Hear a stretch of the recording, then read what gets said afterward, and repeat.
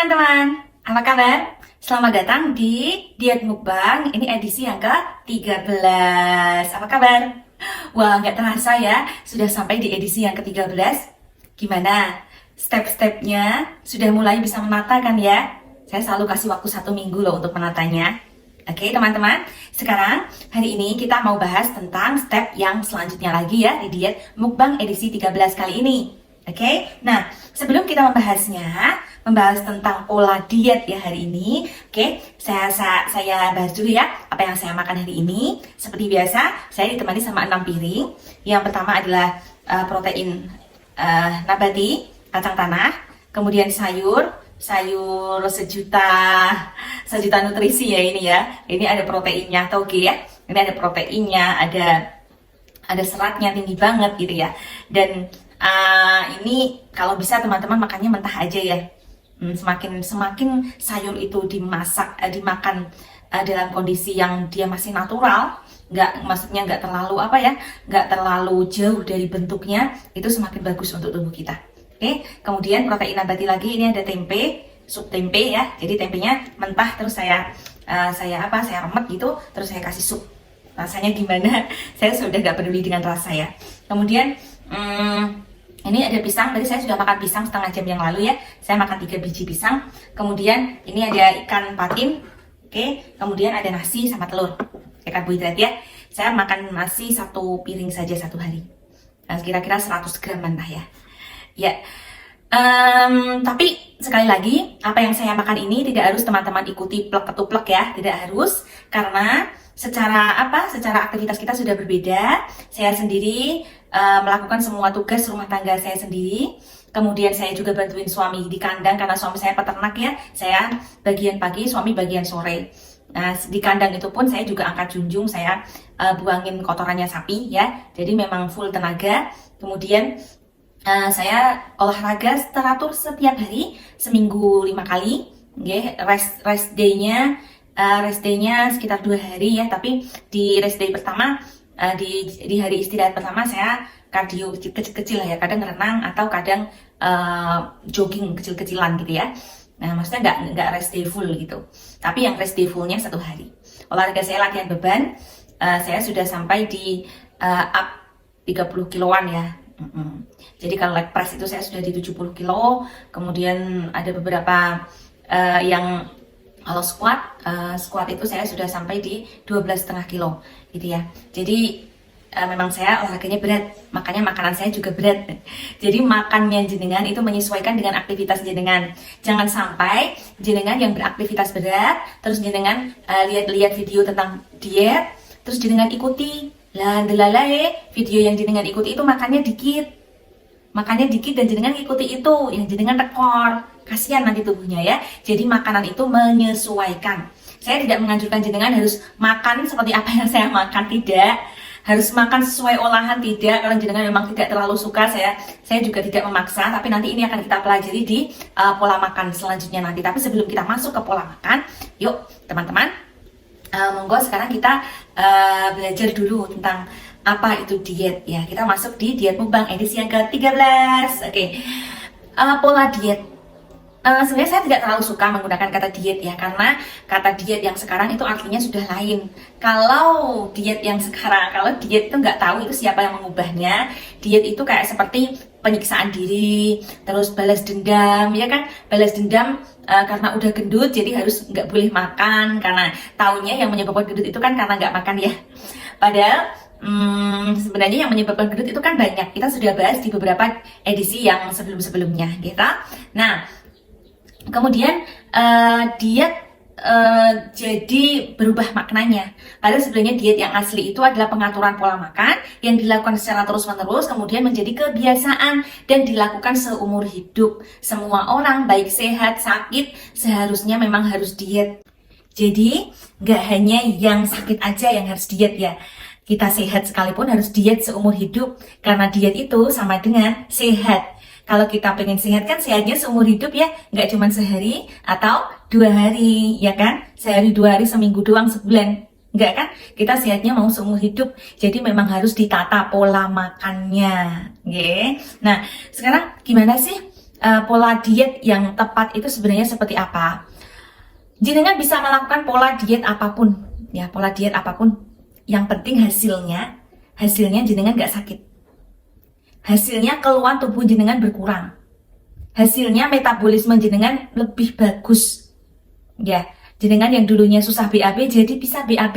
Jenengan yang dulunya ada penyakit asam lambung misalnya ya, asam lambungnya kerap sekali naik. Nah, itu menjadi sembuh.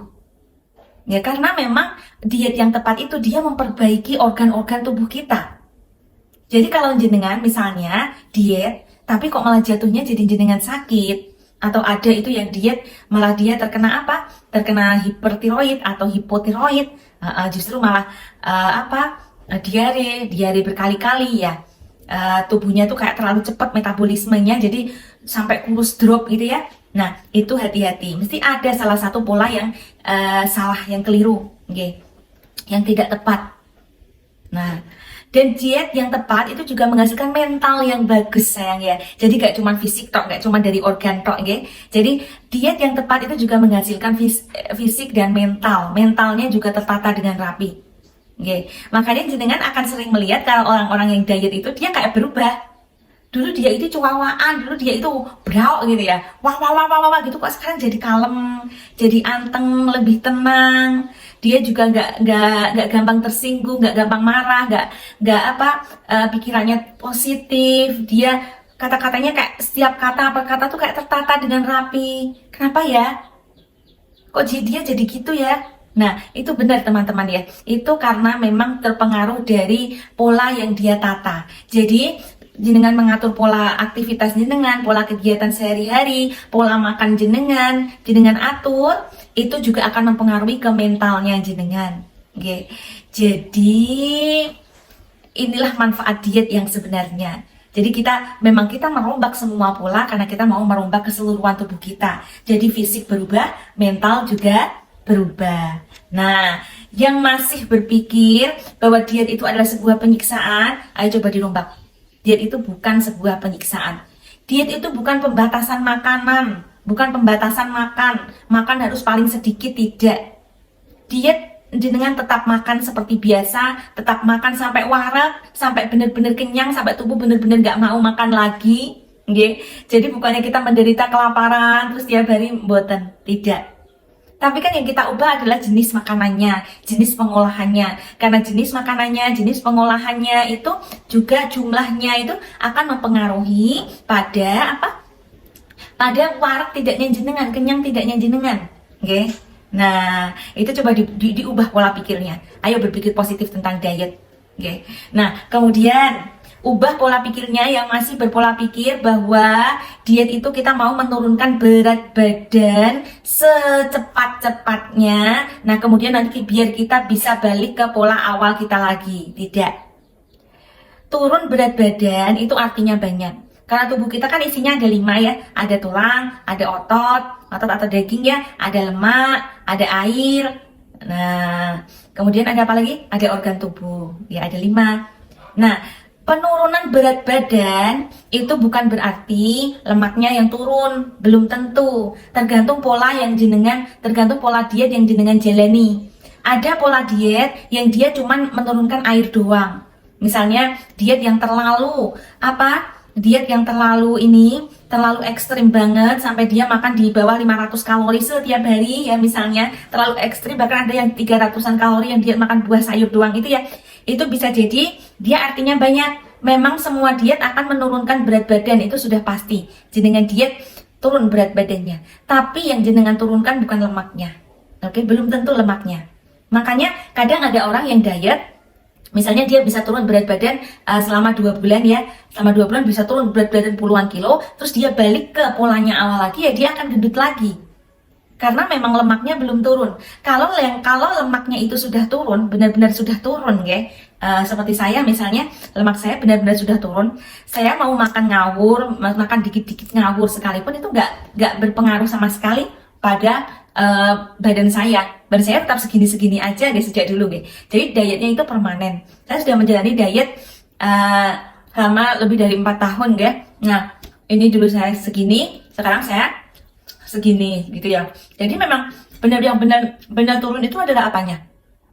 Ada lemaknya. Kalau yang turun lemaknya itu kita mau melenceng polanya sedikit saja itu nggak akan berpengaruh sama sekali. Tapi kalau jenengan belum turun lemak, belum pasti turun lemak, jenengan sudah berhenti stop diet, kemudian jenengan beralih makan bergeser sedikit saja polanya, itu jenengan akan naik berat badan lagi, bahkan lebih besar dari berat badan yang dulu Anda gendut.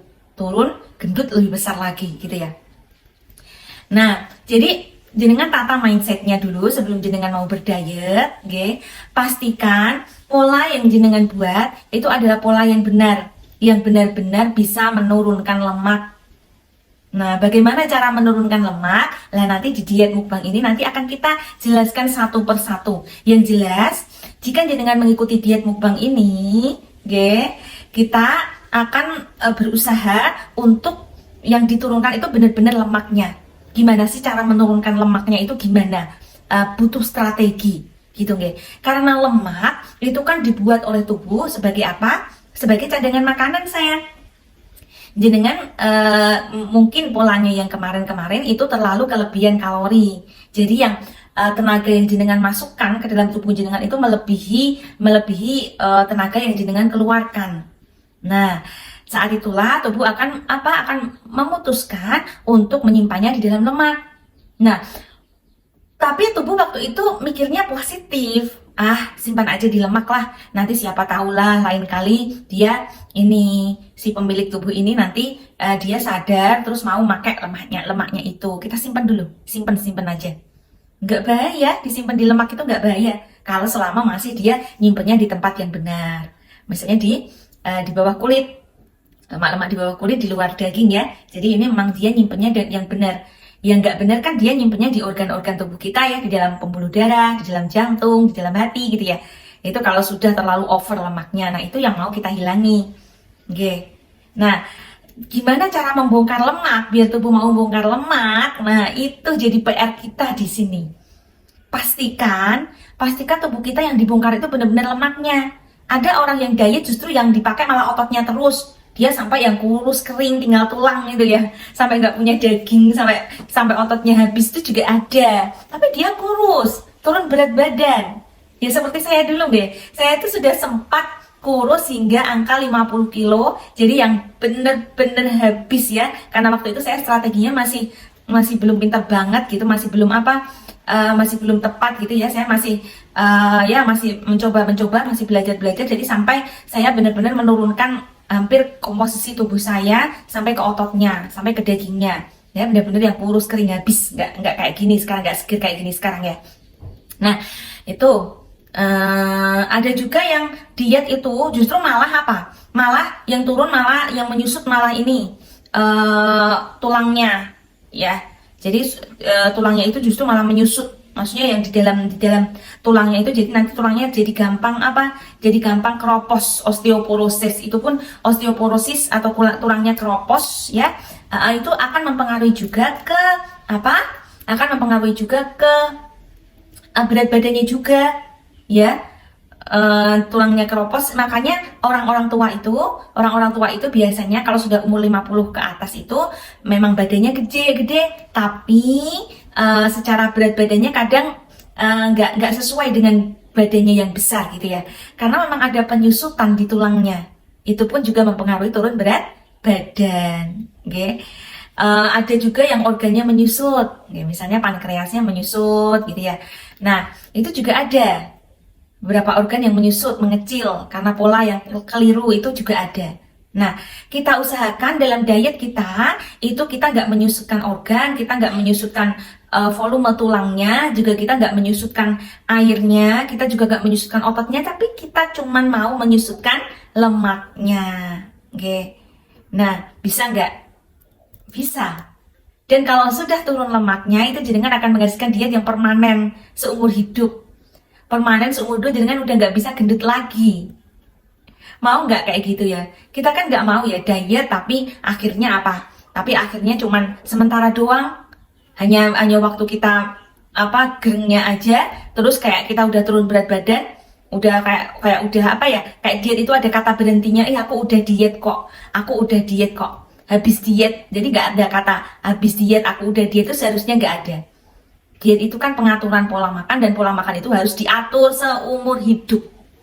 Oke, jadi teman-teman yang masih berpola, masih memiliki pola diet seperti itu, monggo sekarang kita tata, kita perbaiki. Jadi berpikir positif tentang diet. Kalau jenengan misalnya terganggu dengan ngomong kata diet, jenengan masih berpikir diet itu sebuah penyiksaan, wes nggak usah pakai diet aja, nggak usah kata diet aja. Tapi mengatur pola. Aku mau mengatur polaku. Karena jenengan sadar bahwa pola yang jenengan lakukan selama ini memang belum tepat. Pola tidur jenengan masih kacau, pola pikir jenengan juga masih kacau, masih berpikir negatif tentang diet, okay. Pola makan jenengan seperti yang kita bahas di diet mukbang yang minggu kemarin itu masih belum tertata. Ayo monggo ditata dulu. Ditata sedikit demi sedikit. Karena diet itu tidak cuma mengatur pola makan sayang, semua pola harus dirombak, semua pola harus diatur. Nah, dengan mengatur semuanya pola, gimana nggak menghasilkan mental yang bagus juga coba? Itu kan jenengan sudah melatih, menggiring mental Anda ke bagian yang lebih rapi lagi. Karena pola makan kita yang kacau, tidur yang kacau, cara makannya yang kacau, aktivitasnya yang kacau, itu juga akan menghasilkan mental yang kacau juga sama. Mentalnya jenengan akan acak adul, berantakan. Sama. Ketika jenengan menatanya, mengaturnya sesuai dengan kaidah-kaidahnya tubuh, maunya tubuh ya. Tubuh akan menyeimbangkan diri dengan sendirinya. Tubuh juga akan stabil secara mentalnya, secara fisiknya, tekanan darah semuanya itu akan stabil. Okay? Jadi, ayo teman-teman harus semangat dietnya. Karena memang teman-teman harus mengakui bahwa ideal itu adalah salah satu syarat untuk sehat. Memang harus ideal sayang ya. Jadi secara organ-organ tubuh kita memang tidak boleh ya, tidak boleh ada lemak di sana. Yeah. Jadi seandainya ada pun dengan minimal sekali.